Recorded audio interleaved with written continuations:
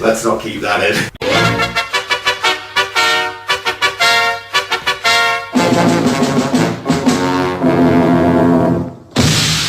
Good morning. It is the Saturday after the Friday midnight hour of Devastation Prerelease. It's Dave from Thriving Scrubs here with a special guest for today. Alec, welcome to the show. Can I talk now? Yeah. Good. Hello. It's very good to be here. I'm so excited in your glitzy, fabulous new studio. It's very nice. My new kitchen studio, it's looking very good. Jack, unfortunately, could not make it for this one.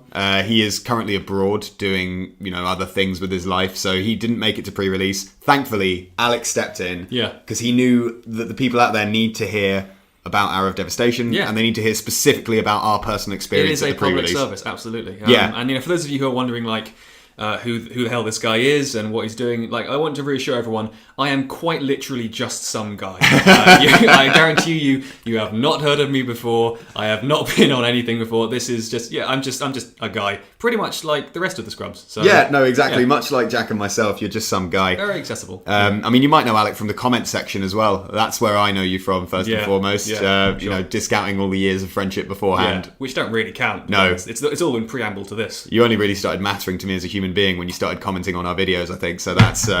I'll let you know when you start mattering to me, by the way. So we're going to just get right into it. So we went to the midnight pre-release, which is always an interesting experience because people are very tired. Yeah. I was slightly more awake than usual, I'd say, for this one, and it helped that there weren't quite so many people there, so it was only 4 rounds instead of the usual 5. That's helpful. Yeah, it is helpful. But typically people do make quite a few silly mistakes at the midnight pre-release. I certainly did. Yeah. I made a mistake. That was my deck, it seems. Was my main mistake there. But there were a few others as well.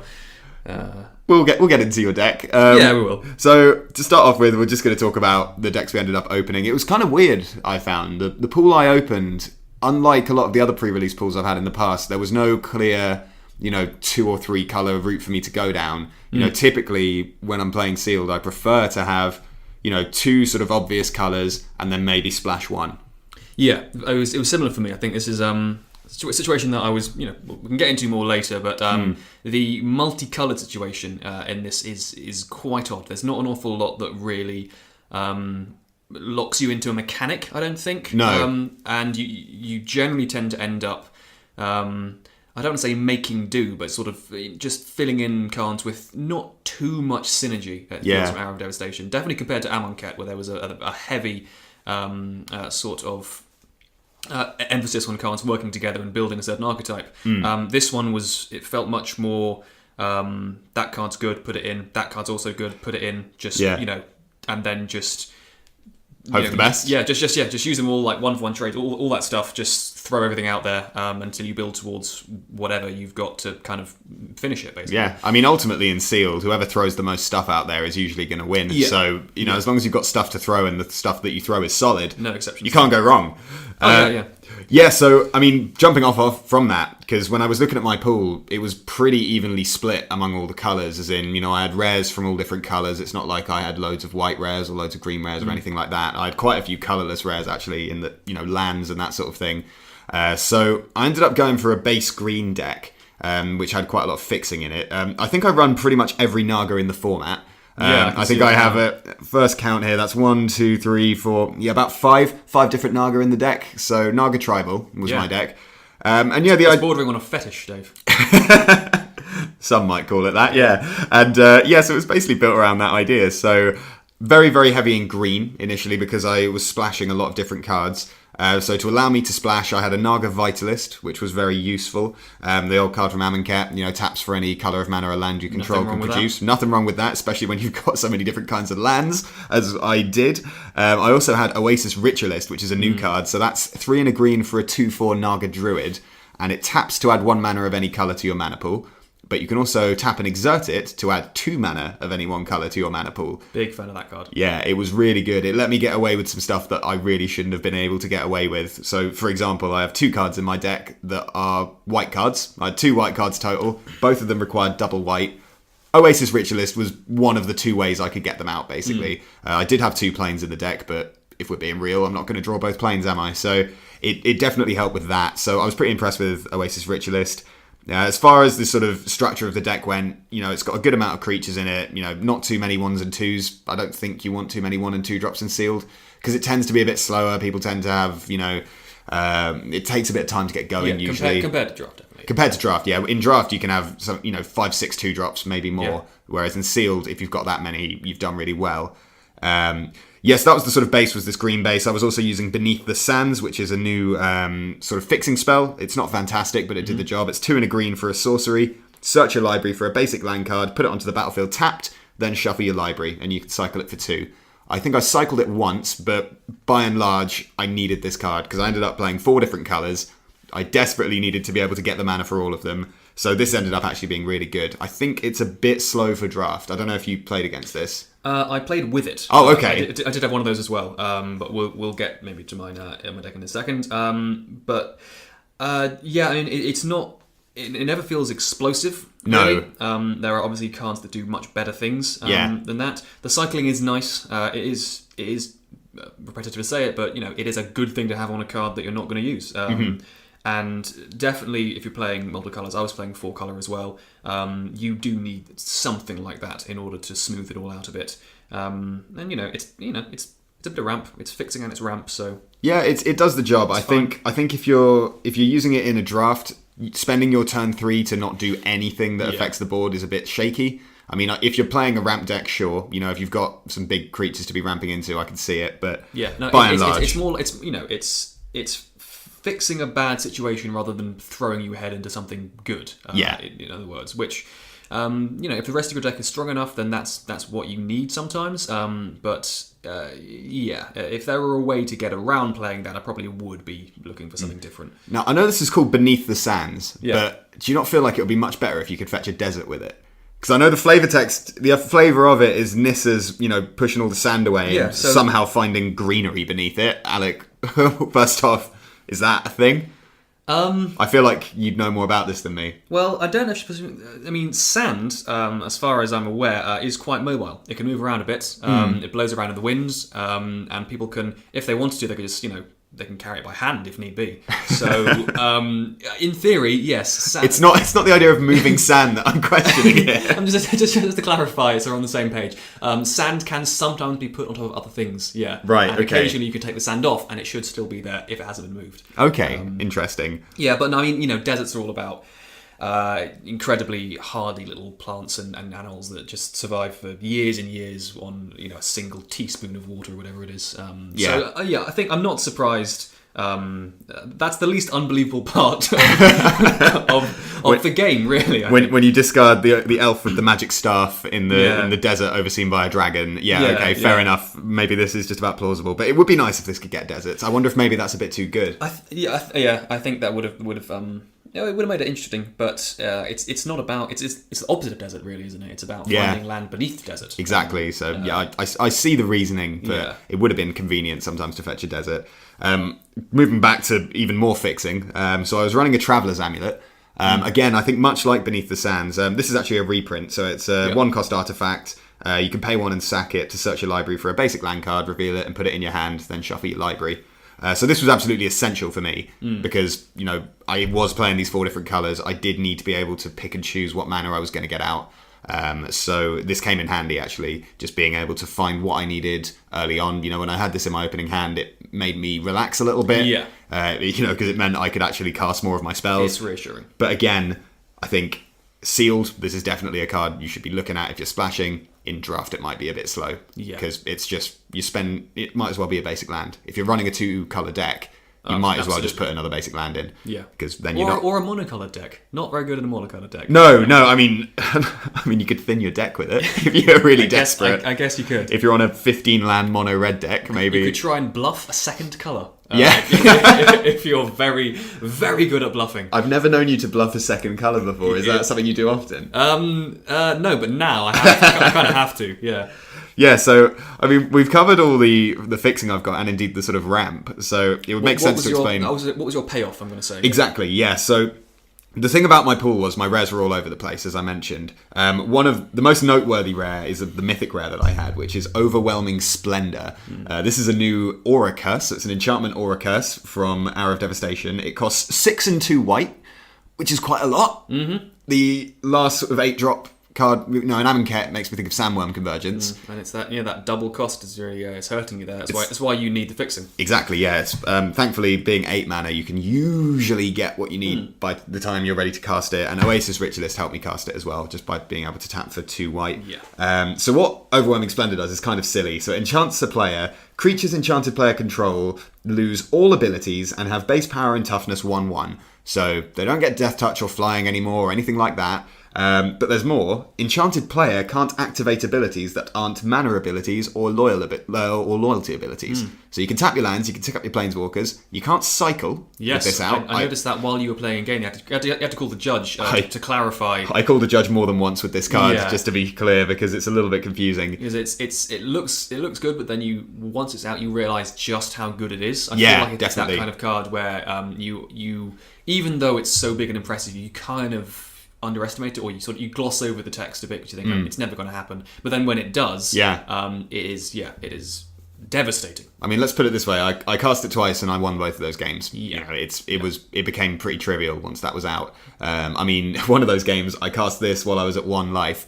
So it was, all their creatures were still lethal, but it did just, it eased the pressure off a little bit. Run down a bit. Yeah, so that was one of my payoffs. The other thing I was using all this fixing for was basically to sort out my removal, because I was base green with a few big blue creatures. Those familiar with Amonkhet will remember Angler Drake, but I also had Ominous Sphinx, which is the 4/4 flyer that when you cycle gives a creature -2 power, and gives all creatures your opponent's control -2 power until the end of the turn, in fact. The new hexproof 7-drop, the 5/5 Serpent Strike Riverwinder as well. But the main reason I was splashing is because blue-green has such bad removal usually. So I really needed to sort of have some answers. So I was splashing 2 red spells. I had a Magma Spray and an Abrade, both of which were great. Very solid. Abrade, remind us again. Abrade, this is the new card. So it's 1 and a red for an instant, and you can choose one. It deals 3 damage to target creature or destroys target artifact. I used one of those modes all night. Guess which one it was? Yeah, I think I'm gonna... Yeah, and Magma Spray, the old faithful. That was one of the things I was splashing for. As far as my on-color removal, I had an Essence Scatter. We're all familiar with Essence Scatter by now. I also had the new... Oh, this card's great, actually. The new green... it's not quite a fight spell, not this. Quite, no. I don't know what the technical term for this... I think it's called a punch spell. That makes sense. But yeah, Ambuscade is 2 and a green for an instant, no less. This could be a sorcery and still be fine. Target creature you control gets +1/+0 until end of turn. But wait, there's more. It deals damage equal to its power to target creature an opponent controls. So this reminds me of Tail Slash. Tail Slash from Dragons of Tarkir is the most recent comparison to this. And this is straight up better. That was red, wasn't it? It was red and it didn't give any boost to power. Yeah. So yeah, it's a really strong card, this. I think it's probably in the running for the best green common. I could see that, yeah. Obviously, the disclaimer is, of course, you need creatures. You need to have creatures that are, at least on par with what your opponent has got on the field at that time. But yeah, if you're running enough, like you've got a lot of, you've got like some of your mana fixes, like the Ritualist, for example. That's just like that's 3 damage to something. That's fine. That's totally fine for most of it. And then obviously, like with the bigger stuff, you've got 5/5s, you've got 4/4s. Yeah, that's pretty much a kill spell. I used it with 2 drops. I'm pretty sure I punched something with a Naga Vitalist at one point. It's one of those things where it just happens to be okay, and you're like, still kills it. That'll do. That's enough. Yeah, I mean, aside from Overwhelming Splendor, the other white card I was playing was also probably one of my best ones. I think my white cards were probably my best cards. And this is the new rare Angel, which I want to talk about because it's quite a fun card. So it's 2 white for a 3/3 Angel. It's got flying, as you might expect, but also vigilance. And it's got 2 abilities on it. So one of them is 2 and a white and tap it. Exile another target creature, return that card to the battlefield under its owner's control at the beginning of the next end step. So I used this a few times on a 1/1 Death Toucher. That was I was on low life total and I just didn't want to block it with anything, so I just flickered it out of the way a few times because I was a bit scared of putting it under the Angel in case... Realistically, I didn't want to exert. which brings us to the second ability. So and what kind of disgusting player plays a 1/1 death touch? He said, foreshadowing his own. We'll get to your 1/1 death touch, and then the second ability on it is pretty powerful. It's 2 and a white. Tap and exert Angel of Condemnation. Exile another target creature until Angel of Condemnation leaves the battlefield. So in theory, you can exile their whole board with this if you've got enough time. Yes. So how was that in practice though? Because it does seem to be quite slow. How many did you have exiled at once? I'll tell you. Yeah, the only game where I did much with this, because I just didn't draw it very often, but the game where I did draw it, I did ultimately exile one creature with it permanently just to put it under the Angel. But by and large, because I was kind of behind in that game, I was using the Angel more. I didn't want to exert it because I wanted to still have blockers. Yeah. So I was just using it to flicker creatures. I was using the first ability a lot more just to stop my opponent from hitting me anymore, stop their 1/1 death touch from pinging. Like, I was a low enough life total that it mattered to stop their 1/1. But this card looks really good to me. And of course, in a format with lots of tokens, lots of Eternalize and Balm, exactly. that flicker just becomes kill. So that in the right matchup, that's a really powerful card. I think at a base rate it's powerful. A 3/3 Flying Vigilance for 4 is already really good. And then both the abilities are useful. So Angel of Condemnation was probably a standout card. I mean, Overwhelming Splendor ultimately was my favourite card of the night. Yeah. Every time I cast it, it felt so unbeatable that my opponents were just sort of like... When your opponent reaches over to read it, you know that's a good sign. Yeah. When you play an 8-drop and they're like, what does this do again? Yeah. That's what you want. Because who has enchantment removal, really? Yeah. who puts that in the main deck in this format? Precisely. And no one did. It never got removed. So the last little thing I want to mention is just the thing that really... Because if you've been listening to this, you're probably thinking, who is this moron playing 4 colours in sealed? How did he manage that? The answer, to be honest, is in one of my Amonkhet packs, I opened a foil Cascading Cataracts, which, if you're not familiar with, I don't blame you. It's an indestructible land. I didn't even notice this was indestructible. Great. It taps to add a colourless mana to your mana pool, or you can pay 5 and tap it to add 5 mana in any combination of colours to your mana pool. 2 interesting things this does. First off, gets me my colours regardless, and this was often how I was casting my off-colour spells. But the other thing it's good with is Naga Vitalist. Yes. Because Naga Vitalist says you can tap it to add to your mana pool 1 mana of any type that a land you control could produce. Theoretically. Theoretically, Cascading Cataracts can produce any colour of mana. Yeah, hypothetically, in some bizarre future scenario, it exactly. could do that. Precisely, so that was the gist of my deck. There's a picture on Twitter. We're at Thriving Scrubs, by the way, if you're not following us on there. So you can see... Great support from our guest here. Yet to be impressed, really. So you can have a look on there for the full deck list. Alec, we talked about my stupid deck. What was your stupid deck? Oh, my stupid deck is going to blow the stupidity out of the water for you. Yes, so I was also running 4 colours. I was green, blue, black, red. So the main bombs that I was very lucky to open, I got 2 mythics, I got the Scarab God, and I also got Nicol Bolas himself, the God Pharaoh. So you got 2 of the best mythics in the set? I'd say so. One after another. I was very lost until those last 2 packs, didn't have a clue where I was going, and then I thought, well, obviously then this is the direction. You can't open the God Pharaoh and not play him. You have to show some goddamn respect to the God Pharaoh. I'd walked you out the store if you hadn't played Nicol Bolas. Yeah, no, I would have let you. Yeah, so obviously once you've got those, you know that's what you're building to. That's what you need. They match each other quite well. Obviously the Scarab God is in the same colour combination as Nicol Bolas, as are all of his gods. So I was definitely doing blue-black. I knew that. And red was also looking quite likely. I got some decent enough removal. I got Open Fire. It's just 2 in a red, deal 3 damage to target creature or player. Is that an instant? It is instant, yeah. That seems pretty good. Did you cast it often? I did actually. It was a good removal spell for most of the game. It also managed to sneak a cheeky win with it. Oh, you didn't, because it can hit players. You didn't. And he said afterwards, he was actually holding on to a sweeper, or he'd just drawn something that was going to get him out of it. Then knocked him down to 2 life, and then just immediately burned away the rest of it. So that was very good. People like to complain about cards like Open Fire because you get modern players who play with Lightning Bolt all the time. and whenever cards like this get printed, they're outraged. What they don't realise is that for limited players, open fire is sweet. It's perfectly good, It's very flexible and it does what you need it to do. I also got Puncturing Blow, which is 2 and 2 red for a sorcery, deals 5 damage to target creature. If a creature would die this turn, exile it instead. So that's very useful in this format. There's a lot of 5 power kills most things, and also it gets it out of the graveyard, so it can't come back. You can't embalm it, you can't internalize it. If it's a god, you can just exile that god straight away. It's not coming back. The art on it is Samut killing the Scorpion God, isn't it? Is that Scorpion God? Yeah, I guess it is. Give us a read of that flavor text. Okay, shall I do my best Samut voice? What is your Samut voice? Give us your Samut voice. I'm backtracking that immediately. I'm going to do that. Neither the false god pharaoh nor his bugs will decide our fate. Samut, former Tarkrop initiate. Former Tarkrop initiate. Not anymore. No, she's over it. Quite decidedly done with that shit, it seems. I mean, I'll tell you what, looking at Puncturing Blow, I'm just looking at all the creatures in my deck. The only creature in my deck that doesn't kill is the hexproof one. Yeah. Everything else would just be killed by that immediately. And gone. Yeah, gone forever. Gone. So that was very good. Double cost is a bit tricky, but once you can get it, it's not too bad. I also, speaking of removal, I also got Torment of Venom, the black instant 2 and a black. Sorry, 2 and 2 black.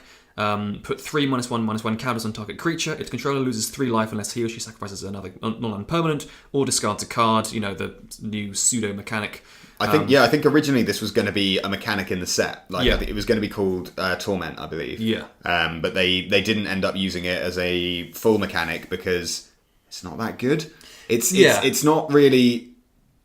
If more cards had it, it would be a bit lame, I think. You know, it gets a bit repetitive after a while. Yeah, I had that card resolved against me far too many times last night. Several times, and it was always good. It's good. I mean, it hurts. That's the thing about it. Most of the time, of course, it translates to just kill a creature, and that controller loses 3 life, which is good. Like that's totally fine. Yeah. And if they can't afford to lose life, then you're basically it's a 2-for-1. It's very good. Not fantastic, but and again, the double cost makes it tricky sometimes if you're running 4 colours like an idiot. Like a pair of idiots. Yeah. A couple of scrubs, you could say. Total morons, amateurs. But yeah, good solid removal spell. I also had Unsummon, which I was very happy to play with. I do like Unsummon, though. A single blue, it's a reprint. Just return target creature to its owner's hand. This, to me, is an iconic Magic card. Yeah, I love it. It's just great. It's so cheap, it's easy to leave up. It's very reassuring to have that in your hand. You can deal with whatever's going on if they try to put a cartouche on something, if they try to pump something with any kind of spell, if they're just swinging in with the guys. Especially when they put a cartouche on something. That's so good when you have the bounce spell. Yeah. If I had one game where somebody was he had a honed capuche, whatever it is. Honed capuche. Honed capuche. And he kept swapping it between different creatures, and it's very satisfying. Like as soon as he's paid the cost, just bounce it immediately. He's just wasted wasted some mana. He's got to replay it. He's got to get back in there. And obviously, my goal was to try and stall out the game until I can play either Scarab God or Nicol Bolas. And usually, as soon as that happens, I tend to win those games. I can see that. If they stick around for a turn or two, then their effects take control, and they really do steamroll the games that they get played in when they resolve. I think every time I resolve Nicol Bolas, we won. I can see that. I mean, how did it feel first off to resolve it? Because I obviously haven't played with this card at all. It must have felt pretty great to resolve that. It's brilliant. It really is a very, very powerful card. Can't be overstated. The danger, of course, is that it becomes an immediate target. Like your opponent, you know that they are going to throw everything they have at Nicol Bolas to try and kill him immediately. So you have to make sure that you have some defenses to keep you going. But the thing is, he comes in with 7 loyalty. If you tick up, you can get him up to 8 or 9. Or even 9, yeah. Yeah, 9 loyalty. Unless they have a really powerful board, they can't kill him in one turn. And then you've got another turn to use another effect. You can just, get lucky just stealing cards from their deck. And at the same time, I think quite flavorfully at least, pretty much all the rest of my creatures I didn't care about them as much as I cared about Bolas. So Yeah. I would chump block anything in my deck to keep him alive. Which makes, I think, quite flavourful, makes sense, because that's his whole thing. He's the God Pharaoh. He doesn't give a shit about his subjects.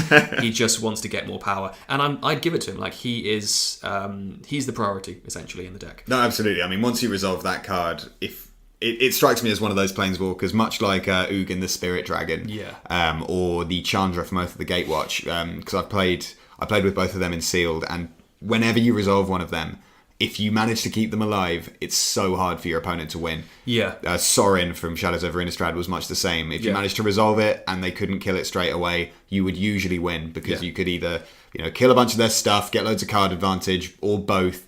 Yeah, my most common play was just drop him on turn, turn 7, turn 8, whatever it is, and immediately tick up +1. Usually the opponent's got like 2 or 3 cards left. Just exile those out of the way. Yeah, that's great. Whatever they were holding on to, it's gone now. Then they're in a position where they have to top deck Planeswalker removal in a sealed format, which is not a good position for anyone to be in.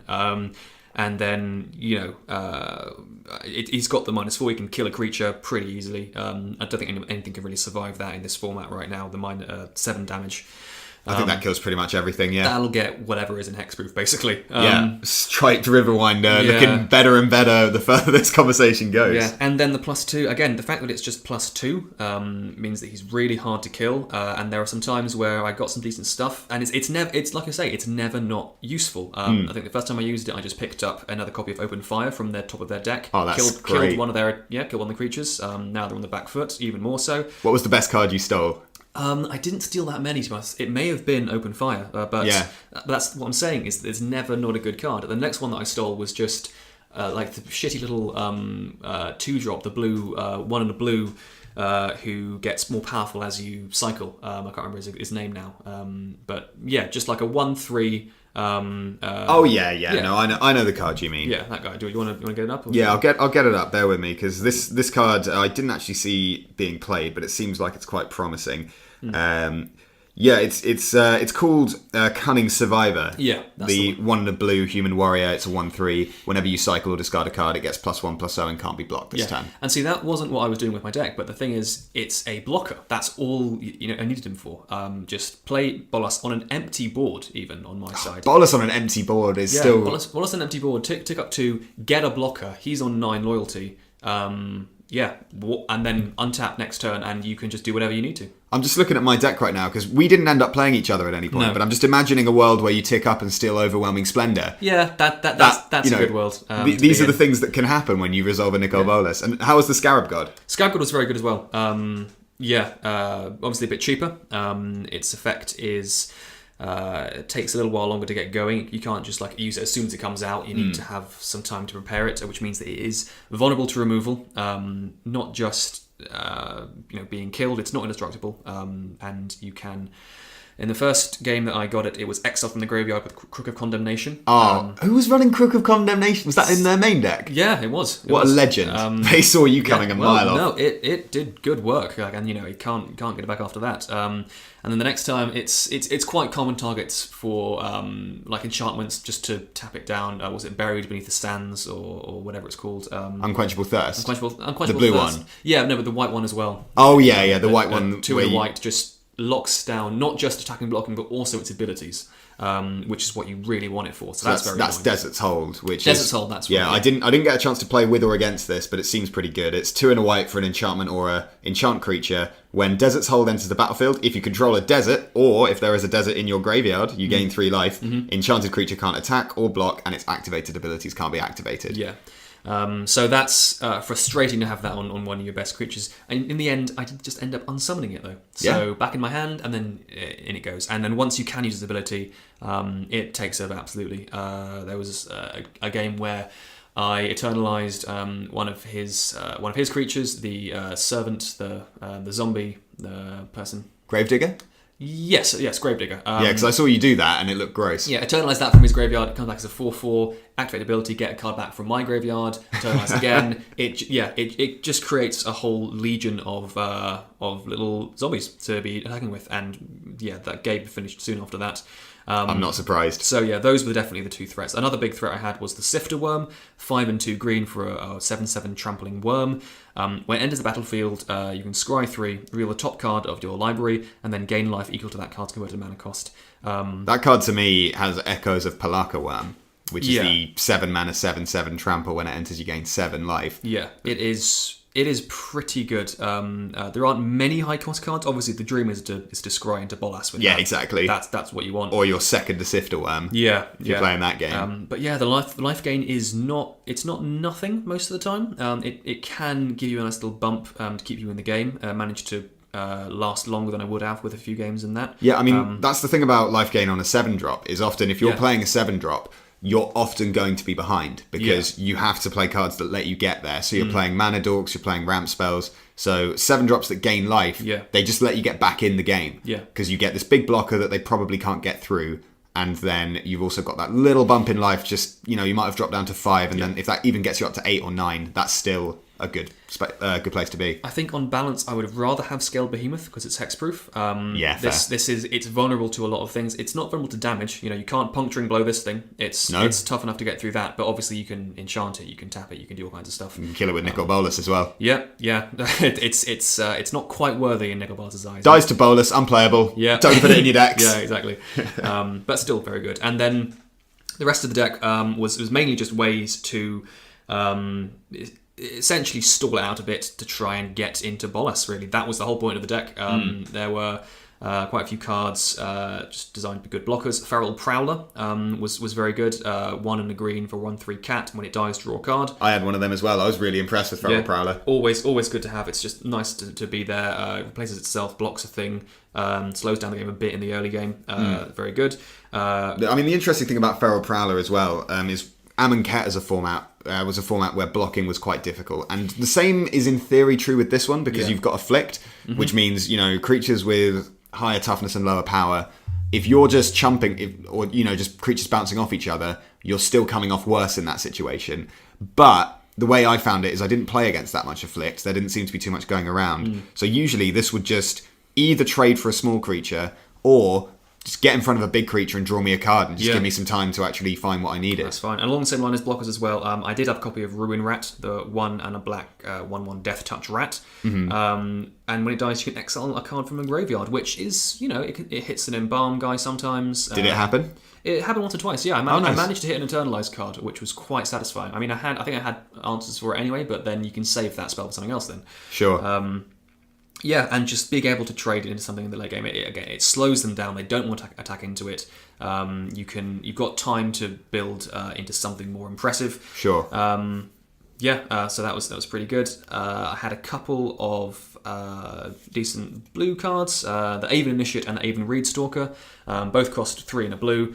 You've got the one that is a 3/2 flyer and then a 2/3 flyer. Yeah, so the new one is the 2/3 flash, the 2/3 with also flash, which is pretty good. I mean, if you're playing something that's control-ish, then having that option available to play a creature instead of countering or removing something, it does feel good. And then you also have blockers in the air, which you need when you're trying to protect a planeswalker. I find that flying and reach are quite important in sealed because very often sealed you can end up in board stalls, and whoever's got the most flyers or the ways to deal with flyers tends to come out of that on top. I feel like with is it Aven Reedstalker? Yeah. I feel like with that's going to be a card that's going to get worse the longer the format goes on. Oh yeah, no, because people will start to expect it. Yeah, no, it's not great by any stretch of the imagination. But it just feels on the curve for me. Speaking of reach as well, a card that I think we can both agree was very good is the Bitterbow Sharpshooters. 4 and a green, Jackal Archer. Technically, there are 2 of them. Vigilance and Reach. They're brothers, it seems. Was that brother and sister? I think it's brother and sister. Yeah, unless it's more like familiar, just like maybe they just call it. Just 4/4 Vigilance Reach for 5. Just good. Can't complain. Very useful. Most games, you can get a few attacks in with that thing. Like I say, it blocks the birds very well. Yeah. It's just good. Whenever I played it, it felt really good. Whenever my opponents played it, I knew I had to deal with it. Yeah. It's one of those kind of cards. And the fact that it's at common Yeah. This is a solid green 5-drop. The last time, Very much. The last time we had a card similar to this was in Magic Origins. There was an uncommon spider in that, which cost 4 and 2 green and was a 6/6 vigilance reach. That was one of the best cards in the format. So, this stands to be a very good common. Obviously, costing 5, we'll see how realistic that is to have loads of these in a draft. But if you're playing green, you are more likely to be able to get to 5 mana. So, yeah, I think watch out for Bitterbow Sharpshooters. It definitely overperformed for me. Absolutely, yeah. And then the last sort of bit about my deck that I want to talk about, there was, like I say, not an awful lot of synergy. It was mainly just cards doing their own thing, waiting for Bolas to arrive. That's flavourful as anything. Yeah, no. That's the whole plot of Amonkhet. Yeah, exactly. It's people doing their own thing. Flavourful, not particularly fun necessarily. But no, the one sort of synergy that I did have was Vizier of the Tumbling Sands and Sunset Pyramid. Oh, tell us what Sunset Pyramid does. Yes, so Sunset Pyramid, it's an artifact. It's just 2 mana. Comes in with 3 brick counters on it. Good stuff. You can pay 2 and tap it to remove a brick counter from the Sunset Pyramid and draw a card. And then you can also pay 2 and tap it to scry 1. So the idea is that it comes in with 3 counters. You can just turn after turn, pay 2 mana, draw an extra card. When they're all gone, you can still use it to scry. So it's very powerful in this in limited format because you just. It represents just a lot of cards, and you can just squeeze out 2 extra mana whenever you're not using it, and get some benefit from it. The synergy, of course, comes with the Vizier of the Tumbling Sands. Reminder, it's a 2 and a blue. Human Cleric, 1/3.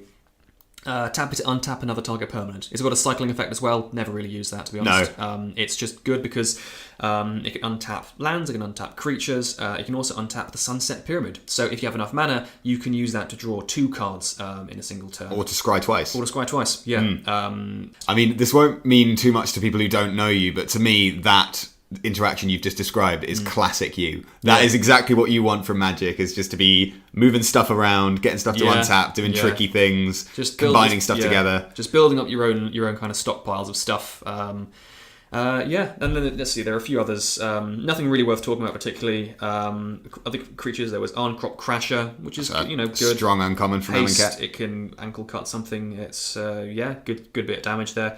I like Ankle Cut as a name for that effect. The target creature can't block this turn, because it's like there isn't really a name for that. All right, you heard it here first. Thriving Scrubs have invented Ankle Cut. I'm going to patent that immediately. if you say that again on air, then I will sue you immediately. You'll sue us for everything we're worth. Yeah, exactly. I'll send you a tenner in the post. Yeah. See, I had also like Merciless Eternal, which one's Merciless Eternal? That is 2 and a black for a zombie cleric. It's a 2/2, has a flicked 2, and you can pay 2 and a black to discard a card and give it +2/+2 until end of turn. So cool. So a lot of 2s going on. It's one of those cards where it's good for the threat that it poses, really. They don't want to block it most of the time because you can just pump it. I didn't want to. It was not exactly a bluff because I would have done it, but for the most part, I don't want to discard cards to it because it's a temporary boost, but I will do it to kill something. Exactly, yeah. It's the threat of activating it. It's obviously much better in a deck that's heavy around cycling or discarding. Something like Archfiend of Ifnir, for example, would be brilliant with this, but it didn't have anything like that, and it just sort of filled out the curve, really. There's a card like that I played against in red, which is Burning Fist Minotaur. This card was scary to play against. I would have loved to have one of those. It's 1 and a red for a 2/1 Minotaur Wizard, so creature type is on point there. It's an uncommon. It's a 2/1 with first strike. You can pay 1 in a red, discard a card to give it +2/+0 until end of turn. As soon as that came out, I realised my opponent could hit me for 6 with it. Oh yeah. It's very scary, and there's quite a lot of this going on in the set. There's this threat that you can do things. You can't necessarily do them. You don't necessarily want to do them. Yeah, you often can do them, but it'll end up being a bit shaky for you. But your opponent doesn't know that. Yeah. So there's a lot of mind games attached to that. There's a bit of that, yeah. And the last card I want to talk about was Sweltering Suns. It's back for Amonkhet. It's just good. It's just, closest thing we've got to, well, apart from Bontu's Last Reckoning, I guess. But it's a reliable sweeper. It kills a surprising number of creatures in this format. For decks that are low to the ground, a lot of the Embalm and Internalized deck, well, not Internalized, those are 4/4s, but yeah, lots of the Embalm decks and the kind of the white or the even the white-green decks, they tend to be going quite wide. And Sweltering Suns, in the right moment, can be devastating. And it was for me in 2 games that were quite important. which we'll get into later. Yeah, nice one. So removal-wise, pretty good, I'd say. Yeah, everyone's just kind of stalling, waiting for the Godfarer to turn up. Yeah, waiting for his return, and then he did. And then he does, and then it's over, pretty much. So, Nice one. flavorful. So yeah, the one thing we should also talk about is just the lands themselves, because obviously deserts are a theme in the set. I was running, it looks like about 5 deserts total, just because I had them and they were in my colours. So I thought, why not? Let's try these deserts out and see what we get from them. How many deserts did you have? Who won? I had 4 deserts that I was running. The green, red, blue, and black, one of each. Okay. And yeah, I thought they were good. They were useful. They are.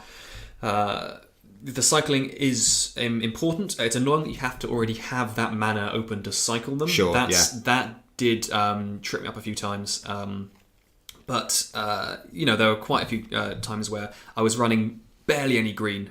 So if I draw a Desert of the Indomitable and I already have a forest out, I'm happy to cycle that away. Don't need it, really. Sure. And for the rest of them, my deck was quite slow. I don't mind playing tap lands, and just having the option of drawing a card does make it worth it. Yeah. I think these will be a bit shakier in draft. Yeah. If you're trying to curve out, these cards can be a bit risky. No, definitely. The ones I do like are the uncommon ones. So I had the green one, which is Hash Up Oasis. So this taps for colourless. You can tap it and pay 1 life to add a green mana to your mana pool. And you can also pay 1 green, tap it and sacrifice a desert, doesn't need to be this one, to give target creature +3/+3 until end of turn, activate only any time you could cast a sorcery. These are things that people will forget about. Yes. If you let them, you've got to be paying attention to these, because there were situations, I won a game with Hash Up Oasis, for example, where I managed to combine, a pump spell, Hash Up Oasis, swing for lethal. That was a game where I'd gone down to 1 life. It's a shame it's not instant speed, but I can see the value of it. Yeah, it is very much an end game sort of play, I think. Exactly. Just sacrificing lands for an effect that is not hugely powerful, and that's basically just giant growth. But it's slower. It's a more expensive giant growth, but the thing about it is it's on a land, so it's not taking up a spell slot. It's the flexibility of it, yeah, definitely. That being said, some of the deserts are rubbish. The blue version of that is terrible. I don't know why you would play that. What does the blue one do? I think it mills. It's just like it's 2 or 3 or maybe 4 cards that it mills from the top of the deck. That's rubbish. Yeah, I mean, like maybe if you're playing a mono blue mill deck and you've got space for that just to eke out the last few cards. No, there's no reason to have that in any other format. That one's called Ipnu Rivulet. Yeah. It's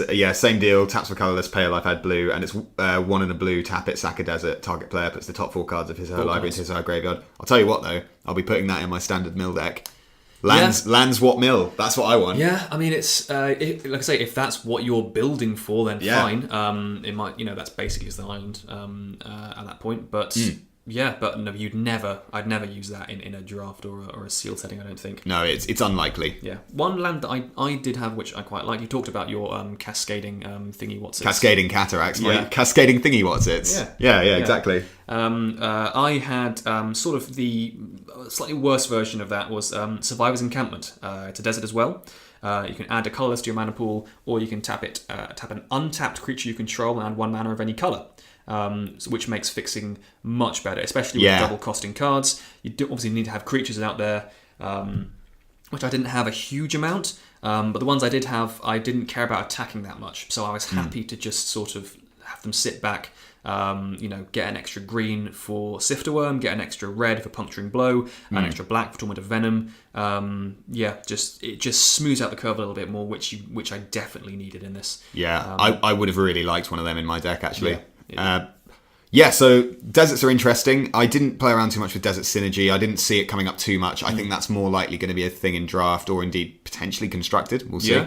Let's run through how it actually went then, because those are our decks. How did we do? So my round 1 opponent was playing... Well, first of all, should we spoil the final standings? No, let's take him through the journey. Okay, let's take him through the journey. All right, come with us now. Yeah, come with us now as we retell the epic tale of playing Magic late at night in a room full of nerds. Yeah. Love it. So round 1, I was playing against... I think he was quite a new player. He also had the Scarab God. So I had to play against the Scarab God at one point in the night. And he was playing an Esper Zombies deck, essentially. It was predominantly white-black, but splashing blue for the Scarab God and a few other cards here and there. Yeah, that one was interesting. I think by and large, he was ultimately let down by being a bit new. You know, there were sort of things that where he could have done stuff that would have given him a bit more of an edge. So, for example, he played the Scarab God, but he forgot to use its activated ability, which meant he had loads of creatures in his graveyard that he could have been eternalizing back. I obviously didn't mention it at the time. I thought, you know, well, no need to. I told him at the end. I said, you know, by the way, you could consider using this. Yeah. It's always, I find it difficult saying stuff like that because I don't want to come across as a dick. You know what I mean? Yeah, like, which is difficult for you. I know that. I know it's very hard for me because I definitely am one, and it doesn't always work. You know, no, sometimes. But I think he appreciated it because you know, with new players, for example, he was doing stuff like tapping to block, which is exactly what I did when I started playing. So, but yeah, his deck was pretty cool. He had loads of zombies, like pretty much as many zombies as you could hope for from a sealed pool. Good creature curve. But yeah, ultimately, I had to get through the Scarab God by... I had to kill it with Ambuscade to fight it, and then counter it with Essence Scatter. That was the way I got rid of it, because I couldn't get through it otherwise. But yeah, they were good games, but ultimately I went 2-0 for that one. So round one went through pretty simply, just, you know, curved out, drew pretty well. Ultimately, yeah, I drew quite well throughout the whole night, considering that I was playing 4 colours. Like, I definitely got a bit lucky there. I did have to mulligan a fair amount. I mulliganed to 6 at least once per match, sometimes twice per match, just because I needed green mana, but I also only had so many green sources in my deck. You know, I was running 5 forests and then 2 deserts that tap for green. Yeah. So, you know, I had to have green mana in my starting hand or it just wasn't going to work.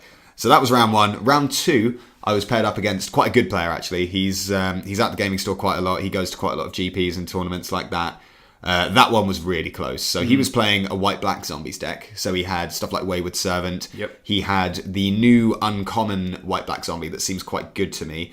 Let me just pull up its name because it's definitely a card to be looking out for. The 3-drop. Yeah, Unraveling Mummy. It's 1 white-black for a zombie. It's a 2/3. And you can pay 1 and a white to give target attacking zombie lifelink until end of turn. And you can play 1 and a black to give target attacking zombie death touch until end of turn. Yep. So it can target itself, it can target other zombies. Very scary card. Yeah.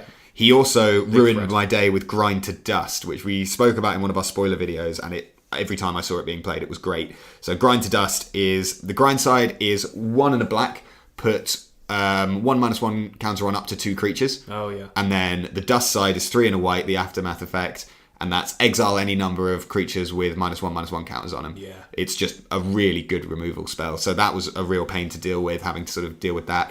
Ultimately, Game 1 was a close one. I just managed to eke it out in the end with a flyer, I believe. Game 2, I drew quite a lot of lands, and he drew quite a lot of zombies, which isn't a great combination, so I got pretty much steamrolled. And then in the last game, the last game was pretty close, actually. There was a lot of back and forth. You know, I was killing his stuff, he was killing my stuff. It was all getting a bit desperate. And ultimately, I drew more creatures than he did.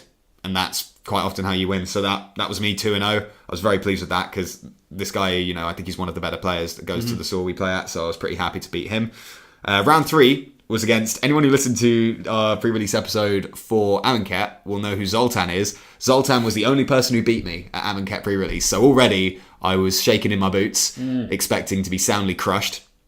And in game 1 I was completely wrecked. He was playing an Abzan deck with big green creatures, Grind to Dust again. The black removal spell, you were running the 4 mana one? Yeah, Torment of Venom. Torment of Venom, yeah, lots of stuff like that. And it stings. He was also playing quite an interesting rare from this set, which I think you have a few things to say about. You were certainly mentioning it to me a little bit earlier. Torment of Hailfire. Yeah. So, Torment of Hailfire costs X black. It's a sorcery. Repeat the following process X times is a novel start to a magic card. Yep. Each opponent loses 3 life unless that player sacrifices a non-land permanent or discards a card. Yeah. So the most it was ever cast for against me was 3. And in that situation, I think I chose to lose. I was quite low on life, so I chose to lose 6 life and I sacrificed, I think it was a Naga Vitalist. Yeah. And that, I think, fundamentally is my issue with this card and why I think it's easy to overrate. Now, obviously, there are scenarios, if you've got loads of mana out, this can just win you the game. Yeah. But if you're relying on this effect in and of itself, the problem you're going to run into is it gives your opponent the choice. Yes, of course. I mean, it kind of has to be that way, though. Otherwise, yeah, definitely. Otherwise, it's the best card I've ever seen. The best Magic card ever printed, yeah. If it's you choose, then that's devastating. So I think I think cautiously optimistic about this card. I think it can be quite powerful. It's one of those cards where obviously X-cost cards, I was saying the other day, obviously are more powerful the more money you put into them. They're designed that way. Yeah. But I think, and I don't know the maths on this, but there are some of these cards that become, like the rate of improvement with the mana you put in is more it's a sharper increase than others. I think this is one of these cards. Something like Crater's Claws or whatever, where it's just deal X damage. Each extra mana, that's 1 point of damage. That's a fine progression, and it's very flexible. But it's ultimately, once you've got like 5 or 6 mana, by that point you've killed whatever it is you're going to kill, more or less. It's not you get diminishing returns, is what I'm trying to say. Yeah, no, I see what you mean. With this card, this is a card that I think just gets exponentially better the more mana you put into it, because you're cutting off options from your opponent. If you can really pour mana into this, then, if it's 2 or 3, then they'll just choose whatever hurts them the least. But if you're casting this for, 6 or 7 mana, then your opponent is going to make it like halfway through that list of choices, and then they're going to run out of options, and then you're going to really start hurting them. They can't take damage indefinitely, which is the most popular mode for this. And they'll have to start getting rid of cards. They'll have to start sacrificing permanents. You're at a point where each 1 point of mana that you use translates to either a lightning bolt to their face, or to discarding a card, or to Chainer's Edict. And although they have the choice, that is just good value, I think. I see where you're coming from. I think the issue I have with this card is it is very good when you're ahead. Yeah. This is a kind of card where if you're winning, it's really, really strong. If you've got more creatures than them, if you've got more mana out than them, this card will probably end the game. Yeah.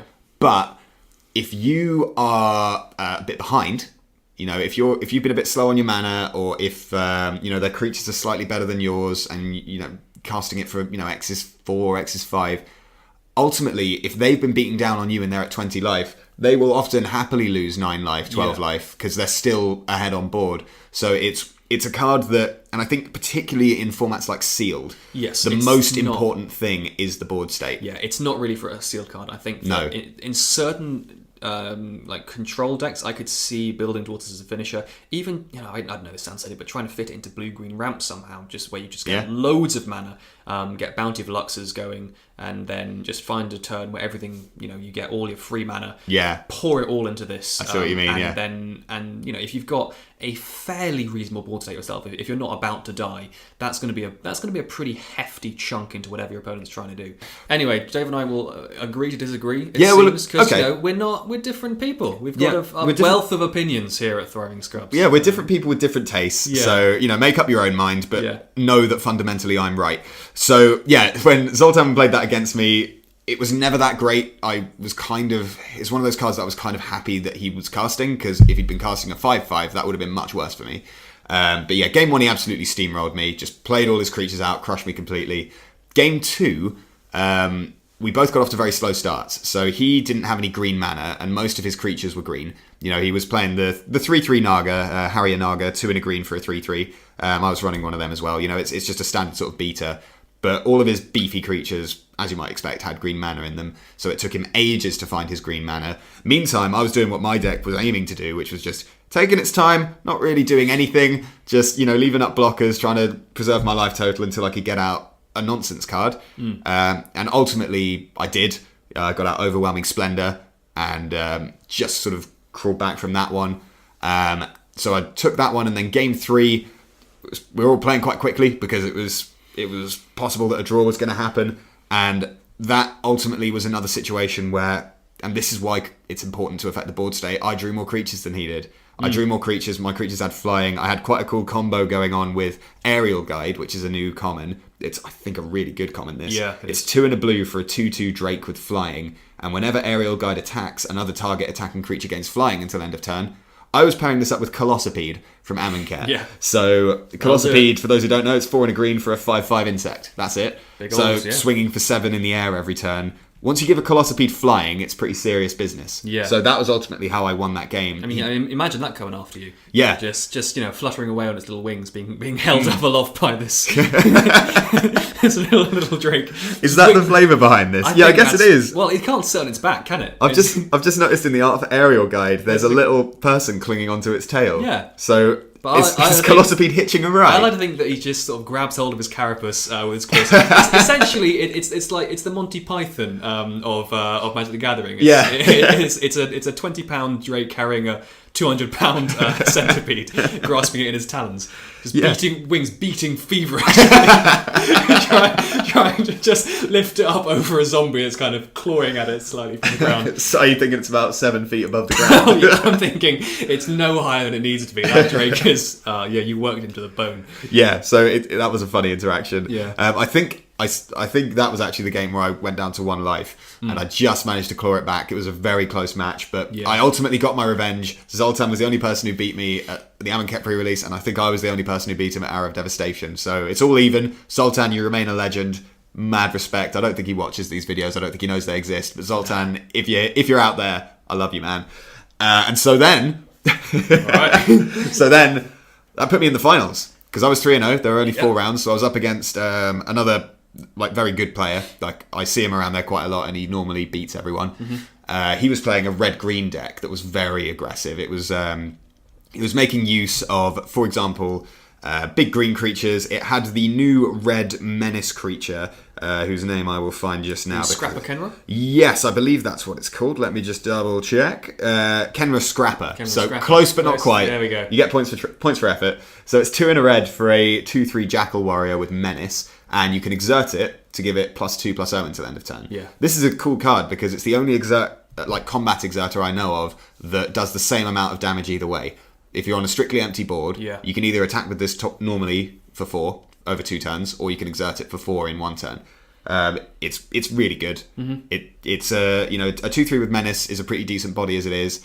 Then when you make that 4/3 menace when you exert it, usually you're doing that because you've got an in to get that damage in, and it adds up so quickly. Yeah, it really hits hard. He was playing cards like this, cards like Hooded Brawler, which is that green common from Amonkhet, the 3/2 that becomes a 5/4 when you exert it. So game 1, I got steamrolled, completely flattened. There wasn't anything I could do about it. Just got completely crushed. Game 2, he got off to a slightly slower start. I managed to get some blockers out. That was ultimately really important for me, was just being able to trade creatures off with him. Yeah. I was more than happy to trade my creatures for his any opportunity I got, because a lot of his creatures could pump to get bigger. He had the 2/1 first striking Minotaur I mentioned earlier. So any trades I could make were generally in my favour. So that's what I was doing. And then ultimately, I managed to resolve Overwhelming Splendor. And I had more life than him. I had more creatures than him. And all his creatures became rubbish little 1/1s. Yeah. And he just scooped it there. So yeah, that's respectable. Which brought us through to the final game. This one was for the win. So very nerve-wracking, shuffling up, thinking, am I going to win my first ever pre-release? I've done pre-releases is what I'm saying, but I've never won a pre-release. Yeah. So, nail-biter. Shuffled them up. The context is clear. The context is clear. It's fine. Everyone knows. Yeah. So, and that game was over quite quickly, to be honest. It was a similar sort of situation to the second game. I was chumping his creatures and blocking them just to kill them, just trying to survive long enough to get my big cards out. Ultimately, cast an Angler Drake, as well as the Ominous Sphinx I had in my deck, so big 4/4 flyers, and just managed to get in there in the air. He played a Bitterbow Sharpshooters, the 4/4 Vigilance Reach. I played a card and tapped it down. Yeah, that was pretty much it, and just swung for the win. So it was just one of those games where I got the creatures out, I got the advantage, I got the flyers, and that was enough just to take it home. So yeah, ultimately, I went 4-0 and won the pre-release. There we go. So we have our victor here. Anyone who is doubting the things I've been saying on this channel, he's been strutting around for. Let it be known that Cock of the walk, Mr. Reeson. Let it be known that the best strategy is to play 4 colours and hope for the best. Absolutely. I can't see anything wrong with that strategy. to take the alternative route, it doesn't always work out, does it? Jumping over to me now. I'm not going to do this whole teasing thing. It's nonsense. So I went 2 and 2. Just come in this channel and start. Yeah, I'm doing it my way. The formula. Yeah, it's fine. We can do. So I went 2 and 2, which actually I'm quite happy about because I knew from the start my deck is either going to just steamroll with massive bombs, or it's going to sort of flounder and not really get much done. Also, it doesn't help that as soon as I had played Nicol Bolas, everyone else in the room knew that was coming, so everyone tried starting to play around it, which is annoying. Yeah. So that's often the way at pre-release. Actually, you tend to know when people have those cards. Yeah, it happens. So the first match, I was against the guy who actually was the owner of the shop. Yeah. And it was quite an interesting little matchup. He was playing red green, quite a few tough creatures. He had some things to pump them up. He had the cartouche and the honed Capesh. Which cartouche? I can't remember. Actually, wait, I might be remembering this wrong. Someone had the green cartouche. It might have been him, the cartouche of strength. But someone was playing the green cartouche, and we will find out who it was. Track them down. So red-green creatures mainly. A little bit of removal, but not too much. And he had a bit of graveyard hate in the main deck, which I thought was quite interesting. Yeah. The first game was interesting. I didn't get a chance to play many of my big guys. I played the Scarab God. It was killed and then immediately exiled with the Crook of Condemnation. Savage. Which was irritating, to say the least. But I had actually... the weird thing was the saviours of that game were the Aven Initiate and the Aven Reedstalker. Those two working together, the 2/3 and the 3/2 flyers. They were just... He didn't have many reach creatures, which is a shame, and his removal was sporadic at best. So I was just getting in like 2 damage, 3 damage here and there, occasionally 5 damage, chipping away, and unbeknownst to him, I was holding onto a copy of Open Fire in my hand, which I was going to use to get rid of a few of his creatures. He had the Sand Strangler, I believe it's called, the guy who comes down and bolts someone. Sand Strangler. It's like Flametongue Carbu. It's 3 in a red for a beast. It's a 3/3, and as long as you've got a desert out or in the graveyard, when it enters, it does 3 damage to target creature. Now the thing is, he played that a lot, and he never got to use the ability. Really? I think he wasn't running many deserts. He was very simple, dual color. Didn't really need them, I don't think. Which is a shame because that's a good card, but with the synergy. He just using it as a 3/3 to hit down, which is fine.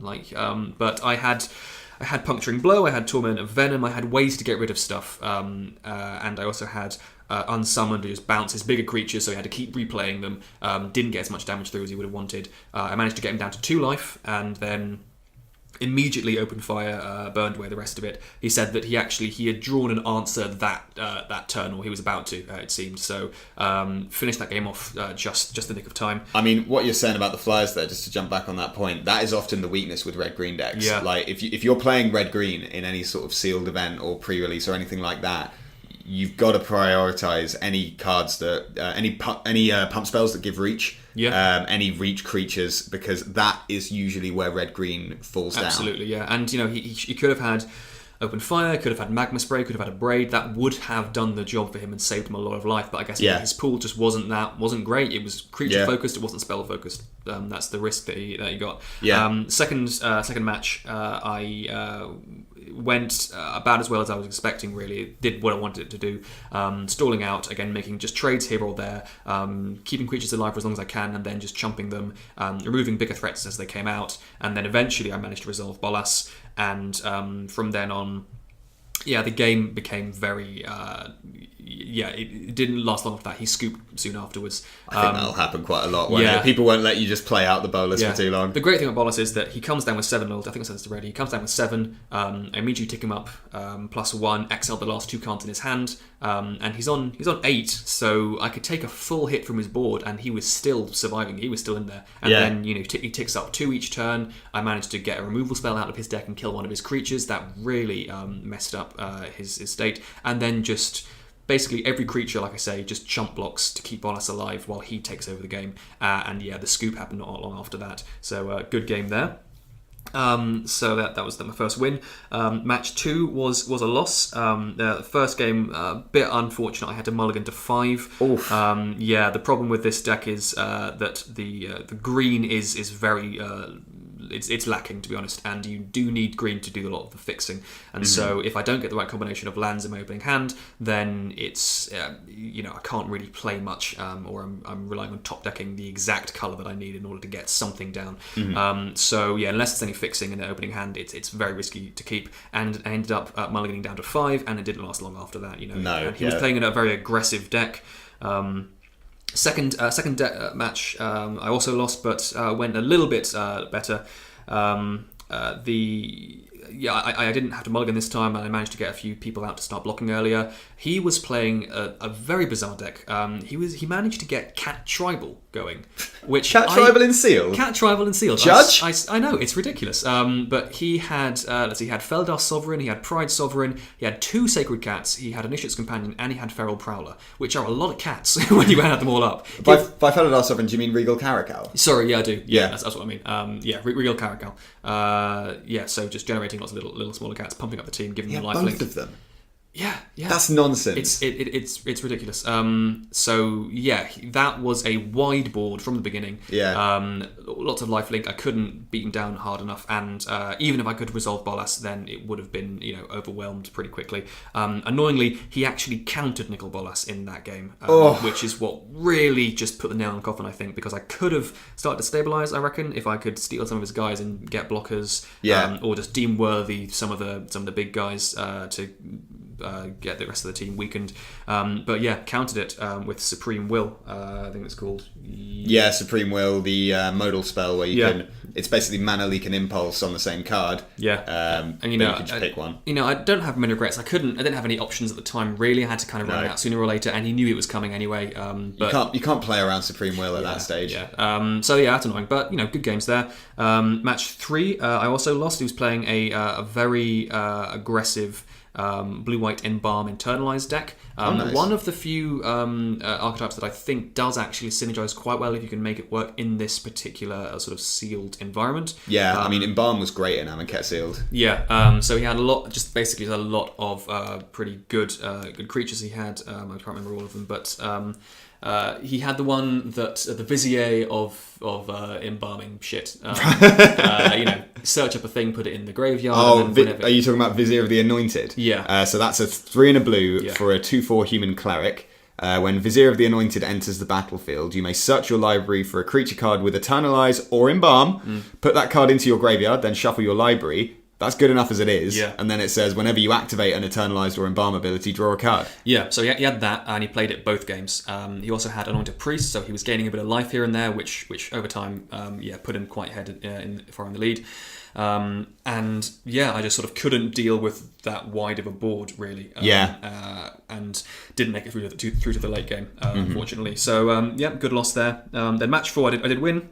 You did indeed. I caught the end of this one. Yeah, this was... I can't remember the exact match here. Yeah, so this was an aggressive white deck. Lots of creatures quite low to the ground. You had Oketra's... what's the name? The 3/1... Is it Oketra's Avenger? Yes, that's it. Yeah. Very annoying card to deal with because it can just... it really hits hard if you don't deal with it quickly. Yeah. And for my deck exactly, I don't have much in the early game, so it was just doing a lot of damage. I think Oketra's Avenger is just going to be a great card. Yeah. 1 and a white for a 3/1 human warrior, and you can exert it as it attacks. When you do, prevent all combat damage that would be dealt to it this turn. Yeah. So it just lets you get in. 3 damage is usually enough to kill a blocker. Yeah. It's very difficult to block it profitably. Yeah. And it just gets in for damage. It's not quite Gustwalker. No. But I think it might be, it could be creeping up there. I could see this being a really good card. Yeah. I got hit pretty hard with that. Luckily, though, there was I think the best moment of my night really happened in this first game because I was losing pretty badly. He had overwhelmed me with numbers. I had Bolas in hand, but I knew if I played him, he'd immediately get killed because I couldn't block enough to keep him alive. And I made a quite risky decision. I decided I was going to use Sunset Pyramid, spend 2, and I think I played it and then used it to draw a card. So using up a lot of my mana, I had exactly 3 mana left, and there was one card I knew in my deck that would get me out of this, and I drew it, and it was Sweltering Suns. Wiped the board, completely wiped the board, and then next turn played Bolas into an empty board, and that's disgusting. It was it felt amazing. And That's gross. I think I've looked through it now. There was literally no other card in my deck that could have worked, and I spent mana and went digging just with one extra card to find it. And I did. So that was a ridiculous bit of luck there. Stories like that are why I love Magic, man. That's just the kind of thing that makes Magic so great, is when you do stuff like that. So I managed to do pretty well with that. I was on very low life at the end. And then the last game, I had Sweltering Suns in my opening hand, so I was comfortable with that for a while. I let it go for a bit, build up a bit of a board, and then I think I 3-for-1'd him, which was pretty good. I killed one of my guys as well, but it was worth it. And just got rid of most of his threats early on. And then eventually I managed to get down the Scarab God. He got enchanted with a thing that stopped him from doing anything for a while, unsummoned him back into my hand. Played him again, and then just started eternalizing twice per turn. He couldn't keep up with that, and they just swung for lethal at the end of it. So, nice one. So yeah, in retrospect, what I expected to happen did happen, which is that if either of my mythics resolved and stayed active for a turn or two, generally that means like that I would win the game, because it just pushes them ahead so far, and they've got very powerful abilities, especially in this format. Being able to eternalize absolutely any creature in any graveyard with Scarab God, scary. Is crazy, because there are cards that are rubbish but then get really, really good. Prime example, just to name one of them, would be Spellweaver Eternal. The 1 and a blue zombie Naga wizard. It's a 2/1 with prowess and afflict 2, which is really not that good when you're casting it. It's fine. When it's a 4/4 with prowess and afflict 2, that's a real threat. Yeah, definitely. That's scary. Yeah, it's nasty.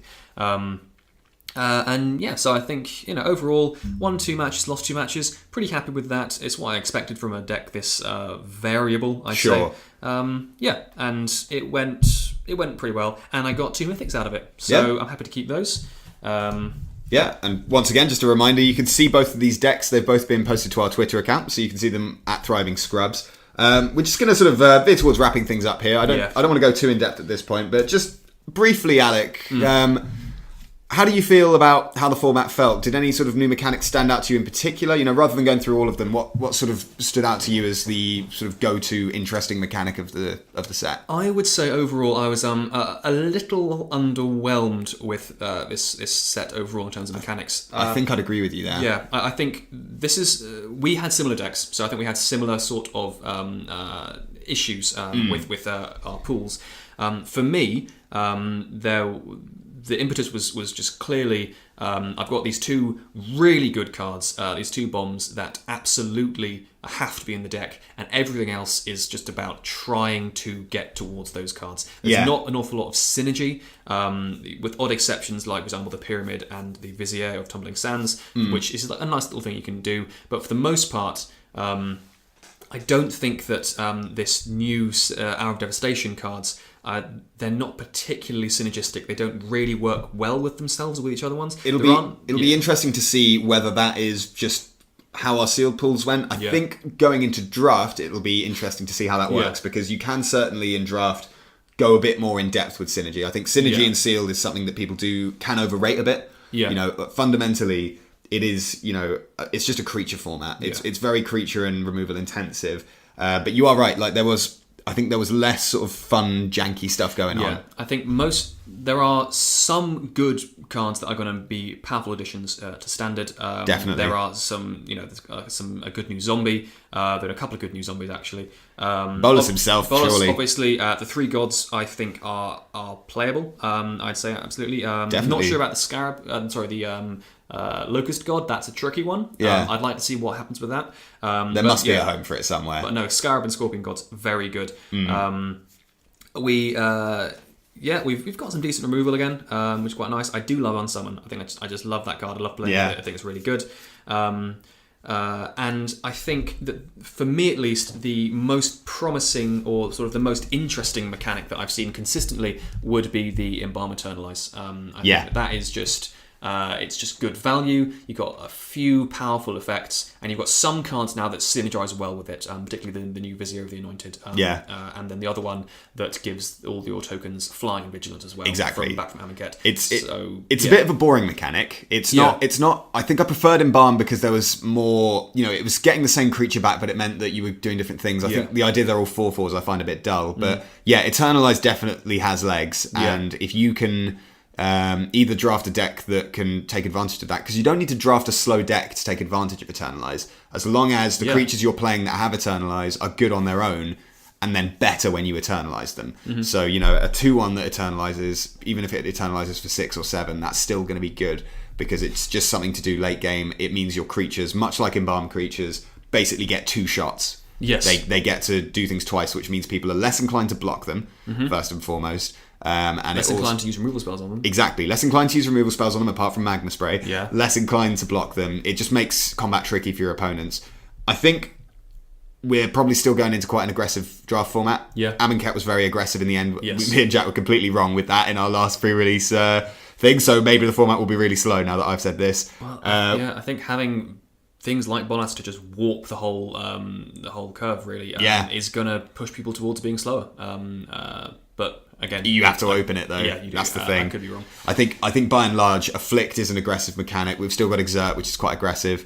We'll see how it goes. I'm expecting it to stay pretty aggressive overall. But watch how everyone has Torment of Hellfire, and that is just the go-to. It's just everyone sitting back, waiting for all the lands and just hailfiring each other again and again. I want to hear from some people who've had some success with Torment of Hellfire. If you're out there and you were pleased with it at pre-release, let me know and I will argue with you in the comments below. I look forward to it. You will. Do let me know. So I think we'll end this little chat. We've got some prize packs here. Yes. So I thought it might be fun to crack a pack. Yeah. So let's say we're doing a draft here. We'll be quick. We'll get some brand new Hour of Devastation cards. Yeah. And we will just say what our first pick would be if we were drafting this. As far as context goes, where are we drafting this? Is this Friday Night Magic or are we at the Pro Tour? Those are the only two realities I can accept here. No in between. Let's say Pro Tour. Let's say we're doing this seriously. Yeah, we're no playing, nonsense. We're doing this properly to win. We're playing to win, so we're not picking this first card. So this is a reprint. It's Kindled Fury. It costs a red. It's an instant. Target creature gets +1/+0 and gains first strike until end of turn. You don't want to be first picking that. No, ever. you don't. It's fine, but it's a standard combat trick. It's not a good combat trick. It's not a bad one. Next up, we got Wretched Camel. So this is 1 and a black for a 2/1 zombie camel. When it dies, if you control a desert or there's a desert in your graveyard, target player discards a card. Yeah, I mean, I had one of these in my pool. Didn't use it. It's maybe it's if you're desperate for something in the curve, maybe. But it's playable. But if I first pick this, I'd probably just quit Magic. That's a really bad card to first pick. Here's a card we both ran in sealed that I don't think is very good in draft at all. We got Beneath the Sands. Yeah. The 2 and a green, search your library for a basic land card, put it onto the battlefield, tap, then shuffle your library with cycling for 2. There are better ways of getting mana for that. I'd rather have a mana dork and a ritual oasis. I'd rather just be playing 2 colours and not need to do this. There are better ways to ramp even than doing this. Let's not first pick that. All right, here's one we haven't talked about yet. So this is another. It's not quite a combat trick. It's Jeru's Renunciation. It's 1 and a white for an instant. Tap up to 2 target creatures, and you can cycle it for a white mana. Yeah. I think this is quite good. I don't think it's first pickable. The reason I think it's good is because it's got that cycling on it. Yeah. It's very easy to cycle it away. It's a very situational card, but then the cycling means that it's you got backup if it's not working out. And the thing about this kind of card is when it is good, it is really good. Yeah. Because often it can be the difference. When you cast this card, it's often going to be the last card you cast because you're going to win off it. Yes. So, you either cycle it to get something more relevant or you use this to win the game. Yeah. Again, I'm not first picking it here. No. So far, I'm not happy about first picking any of these. No. We've got another reprint here. Strategic Planning is 1 and a blue for a sorcery. Look at the top 3 cards of your library, put one of them into your hand and the rest into your graveyard. I mean, if you're doing a heavy Embalm Eternalize kind of theme, then it's not awful, but... Yeah, there's synergy with it. Yeah. But it's sorcery speed. It's not great, is it? No, I don't want to first pick that at all. It's not that good. All right, I think this card's probably the best one we've seen so far. It's still not great though. Blower of Blades is 1 and a red for an instant. Put a -1/-1 counter on target creature. Blower of Blades deals 2 damage to that creature's controller. Yeah. So it's good against 2/1s. There's quite a few creatures with 1 toughness. Quite a few 3/1s. There's quite a few 3/1s, yeah. And the fact that it's a counter and it's not damage is relevant. That is gonna that gives it more flexibility. Definitely. I'd say it's a good sideboard card if they're running a small aggressive deck. If for bigger creatures, it's nothing. That's a sting. That doesn't do much. You can use stuff like this as a combat trick as well. That's the other sort of use for it. Yeah. All right, so now we've got not a bad card. It's not a great card either. It's Steadfast Sentinel. So it's 3 and a white for a 2/3 with Vigilance. And it's got Eternalize 4 and 2 white. Yeah. So as a base rate card, I'm not excited about a 2/3 Vigilance for 4. Yeah. I don't think that's particularly good. But the fact that you can Eternalize it, a 4/4 Vigilance for 6, it's not outstanding, but solid. it'll see play. You'll see people putting this in white decks and not feeling terrible about it. We've got a Desert.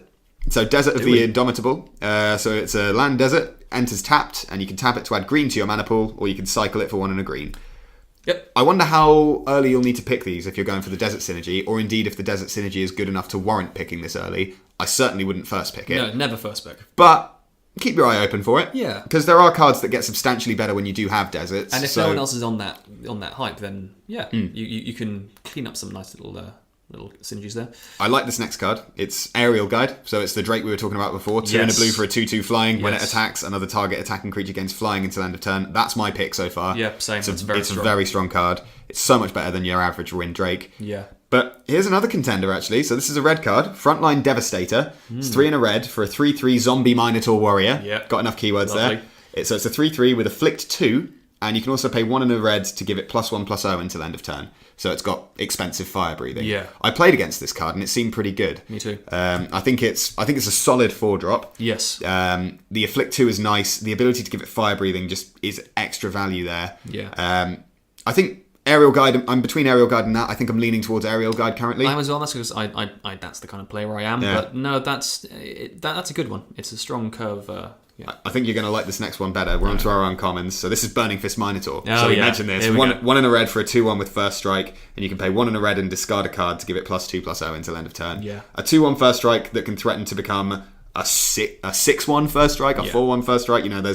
It's just scary. First strike, always good. It's always been good. Really solid, aggressive creature. I think red decks will want this card for sure. We're very changeable, aren't we? The last 3 cards have been like, oh yeah, that's good. That's the one. Yeah. Oh, that one. No, they're definitely the one. I mean, it's the nature of a cracker pack, isn't it? Like we started off with commons. I think for me, Burning Fist Minotaur is currently in the lead. I will agree. All right, you know about this card, Crook of Condemnation. Yeah. So it's an artifact for 2. You can pay 1 and tap it to exile target card from a graveyard. Or you can pay 1, exile Crook of Condemnation, and exile all cards from all graveyards. Yeah, more relevant than I first thought. Not as bad as I first thought it would be. Not first pickable. No, not at all. But I'd say solid sideboard, maybe even main deck. I wouldn't main deck. I wouldn't main deck this. I'd definitely consider it, a reasonable sideboard card, but it's only going to be good if they've got enough Eternalized creatures to matter, or if they've got a god. I guess, it depends on the format, I guess. Yeah, it depends how things turn out. Yeah. Like, keep an eye on it. If you see one late, by all means pick it up. But so we're on to our last uncommon here. Ooh, okay. Banewhip Punisher. Oh, yes. 2 and a black for a 2/2 human warrior. When Banewhip Punisher enters the battlefield, you may put a -1/-1 counter on target creature. So you probably will. And then at any time, this isn't sorcery speed only, you can pay a black mana and sacrifice Banewhip Punisher to destroy target creature that has a -1/-1 counter on it. Yeah. So ultimately, you can read this as 2 black, destroy target creature sorcery. Yeah. You can do it that way. But there's other sort of cool interactions you can do with it. Definitely. I think this is a really good card, actually.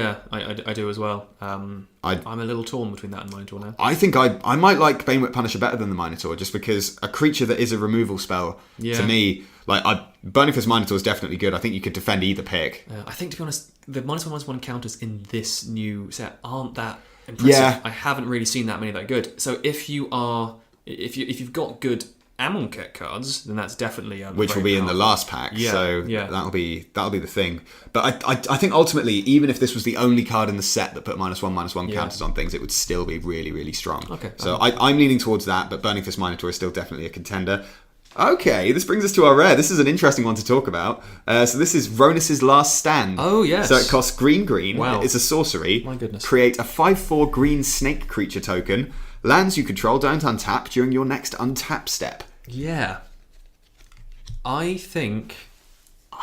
I think I would. I think I would try You think that. you would? Yeah. I think, to be honest, green in general I'm not hugely impressed with. Yeah. But it has got good fixing when you get certain cards, and it's just a big thing. The games where you play that on turn 2. Yeah, and if we're in constructed, then obviously you're planning out each of your curve. You've got everything sort of planned out in advance.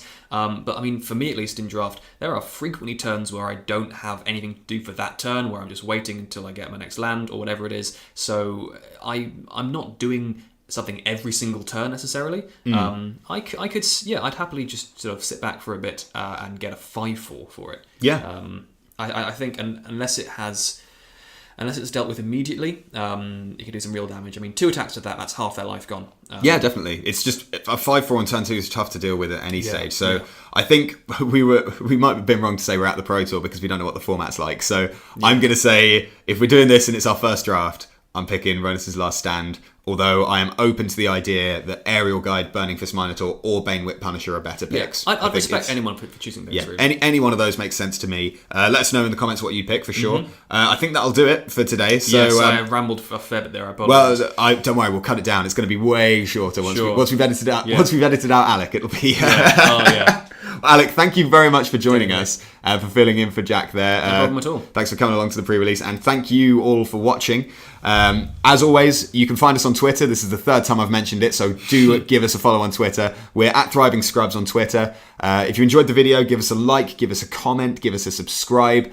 Give us a dislike, whatever. If you disagree with what's going on, let us know. Yeah. Let's get into an argument in the comments. I'm open to it. I'm all about that. No topic off limits. Topic off limits. Enough of this politically... Okay, no, I'm not going there. I started it and I immediately regretted it as soon as I started talking. We will be back shortly. Jack will be back shortly as well in about... I don't know when this video is going out. We're struggling with lack of internet here. Hopefully soon. We'll have more videos coming your way. I think Jack's been working on some standard deck text that we'll be running through. Good luck, have fun wherever you are. Thanks again for tuning in. Goodbye. All hail the God Pharaoh. All hail the God Pharaoh. Goodbye.